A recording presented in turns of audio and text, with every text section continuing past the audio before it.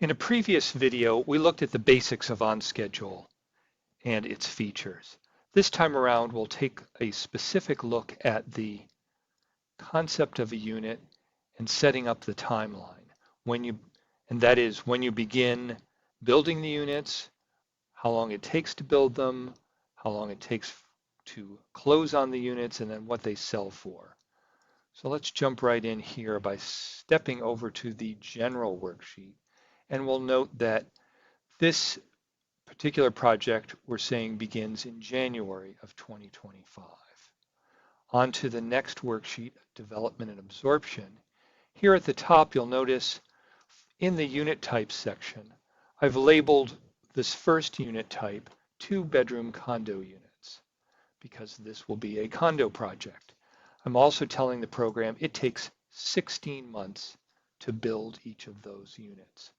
So the thinking is for this project, we're building a large building with a number of units. So this time it takes to build each unit, in fact, is the amount of time it takes to build the whole building. Note one other factor here in the timeline up at the top, and that is this average month from sale to settlement. And what this does is once the units are sold, it lets the program know how long it takes to get to the closing table and actually get the money from the sale of the unit. By default, that's going to be 1. You might set that to be 0 because you think it's going to happen instantly, or you might set it to a longer period of time.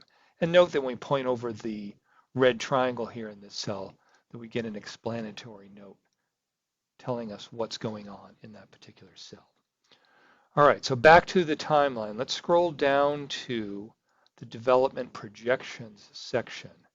And for this project, I've indicated here in month 6 that for these 2-bedroom condo units, I'm beginning them there in the 6th month. And the thinking here is that you don't start building the building immediately. You've got site work to do. You probably have some due diligence and permitting, etc. So we'll start in month 10. And we noted up at the top, it takes 16 months to build the building. So month 6 plus 16 is 22. Let's scroll over to the right to month 22. And this is when the units are complete and we can start selling them. The program will not allow you to sell them before that time. So once they're available for sale, we have to tell the program, when are they actually going to sell? What are our absorption projections? And we do that, and we give you 2 choices. The first being a simple route with row 82, which is a percentage. So by default, that will be 100%, meaning they all sell immediately as soon as they're available. And indeed, if I put 100 there, back in that cell, we would sell all 10 of those units in that particular month. But probably things don't work out exactly that way. You could reduce this to some smaller percentage number, like 30%. And that might make sense to use a percentage in a larger project where you have a lot of units. But let's say you want to be more precise about this and return that number to 0 as I had it before. Now we can use the row 83 to tell the program exactly how many units sell in each month. And here I've indicated some values saying in the first month we sell 1, then we sell 2, then 3 more again, and then finally our 10th unit there after 5 months of sales. We've sold all of the units at that time. And then skipping down to this next subsection, we note that I've put in 375,000 to show that that's how much we believe we'll be selling each one of those units for. Now, over time, if you have a multi-phase project, you can change the selling price. Maybe in a second phase, there's slightly more.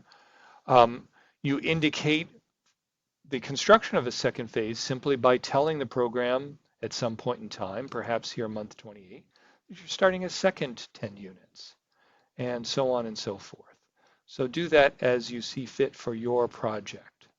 So now just in review, we've indicated first up at the top that units take 16 months to build. We told the program that we're going to start building in month 6. And so in month 22, we can start selling. We've indicated some specific values here for how many we're selling per month. And then we have told the program how much we're selling them for. So this gives us a complete timeline for the construction of units. A couple of other related notes here. If we look down at row 107, percent sale proceeds applied to loan repayment.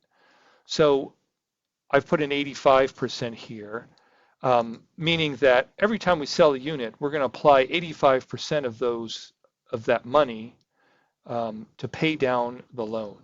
You might not pay down any of it. You might want to maximize that and put 100%. That's your choice. But the reason you might want to do it is to reduce your interest costs, but you want to hold back a little bit of money perhaps to build up some cash for your second or additional phases. So now if we scroll down here into the project absorption section, you'll see that once again, this is all calculated values. The program is showing us the timeline, when units have begun construction, when they're selling, and how much they're selling for. And this would be part of one of the reports that the program produces. We can also scroll down further and see in our cash flow plan that here's money coming in from the sale of those units. So in our next video, we'll take a look a little bit at hard and soft costs and then costs related to the individual units.